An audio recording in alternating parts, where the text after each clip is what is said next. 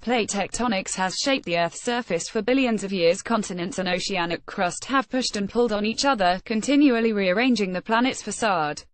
As two massive plates collide, one can give way and slide under the other in a process called subduction.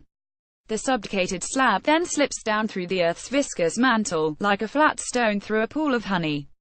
For the most part, today's subducting slabs can only sink so far, to about 670 kilometers below the surface, before the mantle's makeup turns from a honey-like consistency to that of paste, too dense for most slabs to penetrate further.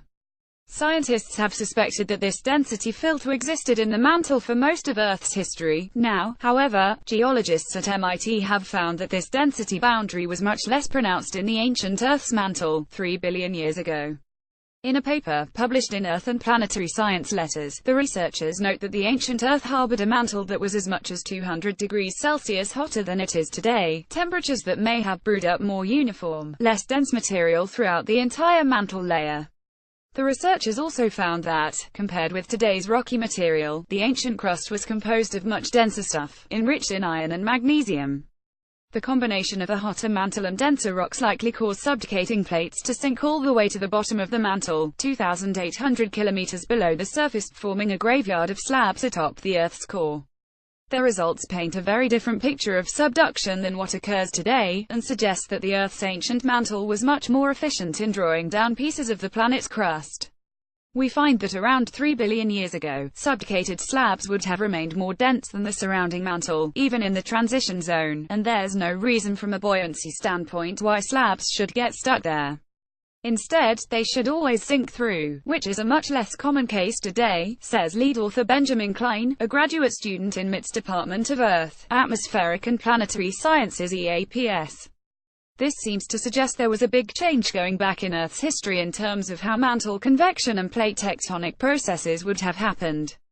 Klein's co-authors are Oliver Jagutz, associate professor in the EAPS, and Mark Ben of the Woods Hole Oceanographic Institution.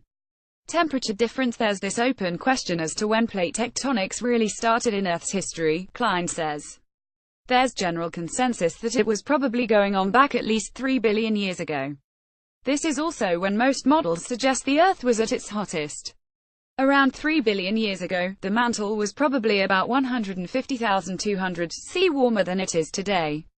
Klein, Jagutz, and Ben investigated whether hotter temperatures in the Earth's interior made a difference in how tectonic plates, once subducted, were transported through the mantle. Our work started as this thought experiment to say, if we know temperatures were much hotter, how might that have modulated what the tectonics looked like, without changing it wholesale, Klein says.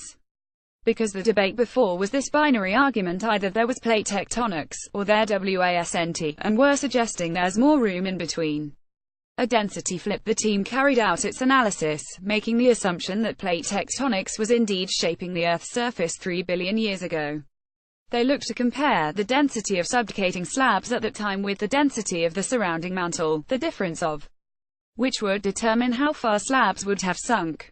To estimate the density of ancient slabs, Klein compiled a large dataset of more than 1,400 previously analyzed samples of both modern rocks and komatiites, classic rock types that were around 3 billion years ago but are no longer produced today.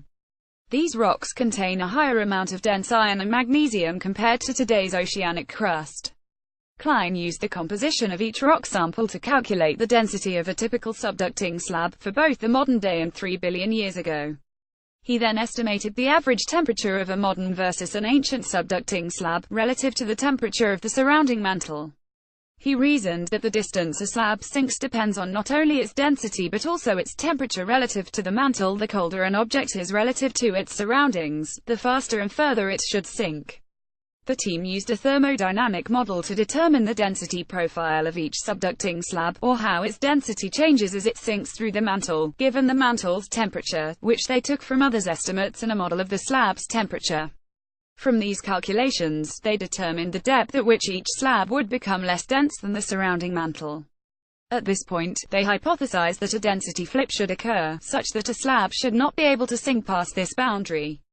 There seems to be this critical filter and control on the movement of slabs and therefore convection of the mantle, Klein says. A final resting place. The team found that their estimates for where this boundary occurs in the modern mantle, about 670 kilometers below the surface, agreed with actual measurements taken of this transition zone today, confirming that their method may also accurately estimate the ancient Earth. Today, when slabs enter the mantle, they are denser than the ambient mantle in the upper and lower mantle, but in this transition zone, the densities flip, Klein says. So within this small layer, the slabs are less dense than the mantle, and are happy to stay there, almost floating and stagnant. For the ancient Earth, 3 billion years ago, the researchers found that, because the ancient mantle was so much hotter than today, and the slabs much denser, a density flip would not have occurred. Instead, subducting slabs would have sunk straight to the bottom of the mantle, establishing their final resting place just above the Earth's core. Jaggett says the results suggest that sometime between 3 billion years ago and today, as the Earth's interior cooled, the mantle switched from a one-layer convection system, in which slabs flowed freely from upper to lower layers of the mantle, to a two-layer configuration, where slabs had a harder time penetrating through to the lower mantle. This shows that when a planet starts to cool down, this boundary, even though it's always there, becomes a significantly more profound density filter, Jaggett says. We don't know what will happen in the future, but in theory, it's possible the Earth goes from one dominant regime of one-layer convection, to two. And that's part of the evolution of the entire Earth.